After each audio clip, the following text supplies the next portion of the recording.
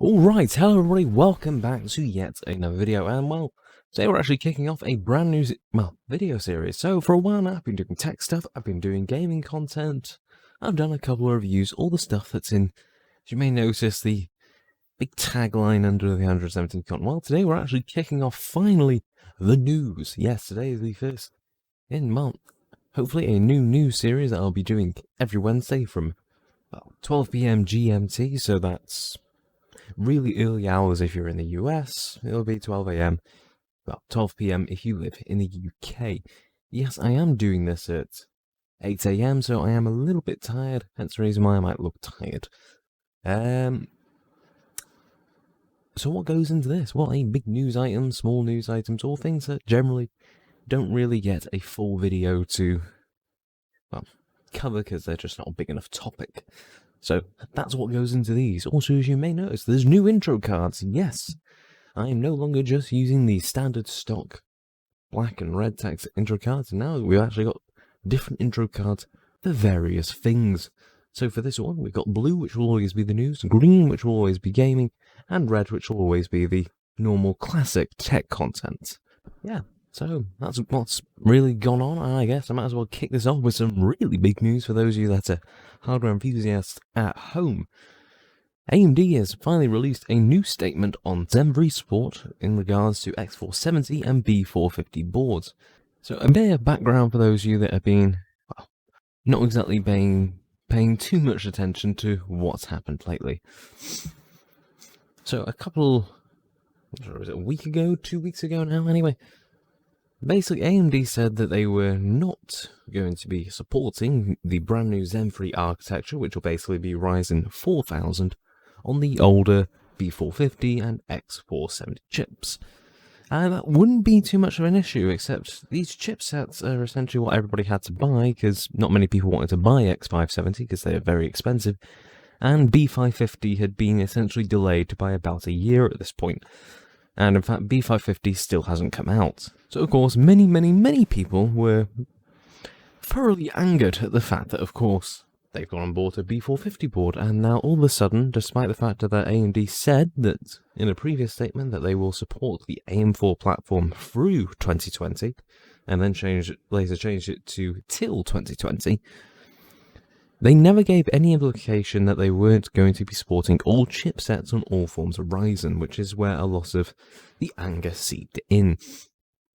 Now, of course, they could have easily fixed it, but, ages ago, they just simply said, oh yeah, we'll be doing a similar chipset thing as with Intel, because technically Intel's been using the same socket for 3-4 years now, up until the new 1200 that's coming out.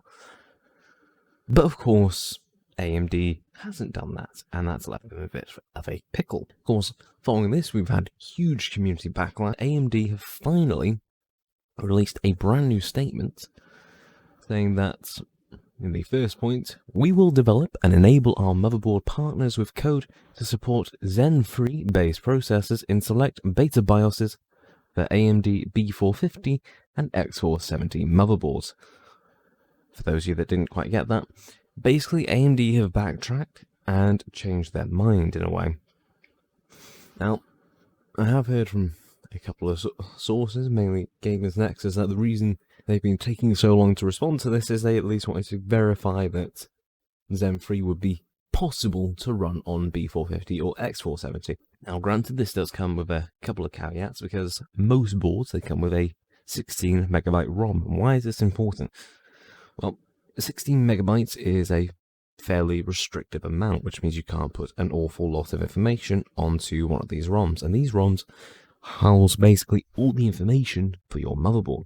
Of course, there are a couple of motherboards, such as the Tomahawk Max, that actually had 32 megabytes, well, 32 megabyte ROMs, but that still doesn't quite help, because prior to Matisse chips, so Pinnacle Ridge, Raven Ridge, anything like that, they don't actually have the ability to read 32 megabyte ROMs, which means that there is going to have to be some sort of other idea on how to actually work that out, whether it be partitioning it into 216s or something like that. It's going to be complicated, and nobody quite knows how that's going to work yet. is point number 4. To reduce the potential for confusion, our intent is to offer BIOS download only to verified customers of 400 series motherboards who have purchased a new desktop with Zen Free inside. This will help us ensure that customers have a bootable processor on hand after the BIOS flash, minimizing the risk a user could get caught in a no-boot situation. Now, for those of you that are a little bit lost, what that basically means is AMD have said that there will be some sort of check in place to make sure that, one, you have the correct motherboard, so B450, X470 when you're going to get these BIOSes. 2, they will verify that you have got a Zen Free processor, so it'll be like, have you got a Ryzen 5 4600 or a Ryzen 7 4700, etc., etc. And of course, the last thing they'll also go ahead and implement will be some sort of, you're aware that if you do this, this may go ahead for your warranty, blah, blah, blah, blah, blah, and you agree. Yeah. Now, the other thing to note, though, with this approach is that, well, due to the limited ROM size, what this will mean is that it will basically just, remove compatibility for older CPUs, which is the reason why they're doing all this. First and second gen Ryzen may no longer be supported due to the limited ROM sizes. And the final point which AMD says is, AMD continues to recommend that customers choose an AMD 500 series motherboard for the best performance and features with our new CPUs. Pretty standard, which is essentially them saying, hey, you should get a 500 series because PCIe 4th gen and other little reasons like that. But yeah, what do you know? Community Backlash, sometimes it gets stuff done, and I love it when it does, so let's go, everybody. We did it. Alright, now on to the small bits. So, first things first, quick reminder to everybody, if you haven't got it already, I suggest you pop over to the Epic Games Store because GTA 5 is going to leave in about 24 hours, so make sure you pick it up and go ahead and enjoy it whilst it's still available.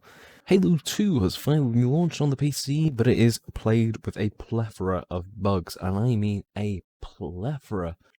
For example, one of the first known issues was the fact that if you went ahead and shot the ground with any weapon, or even threw grenades at the ground and some objects that you may launch at the ground, it will just randomly kill any player.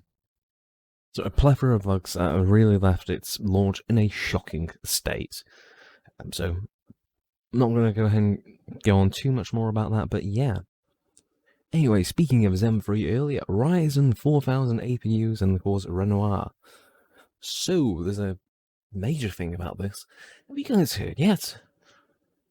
There have been pictures spotted in the wild of the AMD Ryzen 7 4700G, an 8-core CPU from AMD that also has got built-in Radeon graphics, meaning that budget and small form factors and even HTPC builds are going to be a lot more interesting, because before you only had 3200G, 3400G, or an Athlon really to go ahead and pick from. Alright, and the last news item for today, Thunderspy, yes. That's another one of Intel's products that's had a rather serious blow to its, security. Things are pretty bad on this, and there will be more news to come, but it is essentially an attack that does require an attacker to have access to the hardware. So, as always, folks, keep your stuff safe. So, I think that is going to go ahead and wrap up the first in, I guess, call it midweek medley and midweek news. I'll think of a proper name, hopefully, this for the second episode. But yeah, hope you guys all enjoyed it. Hope you guys learned something new. Yeah, so anyway, like the video if you like it, dislike it if you dislike it. Any thoughts or questions, leave them in the form of a comment down below. Don't forget to check out my Facebook, Patreon, and Twitch, all which can also be found in that description down below. Hit that subscribe button and notification bell for more content from me, the 117th Con, and as always, I will catch you all in the next one, folks. This is the 117th Con, signing off until tomorrow, and well, ta-ra.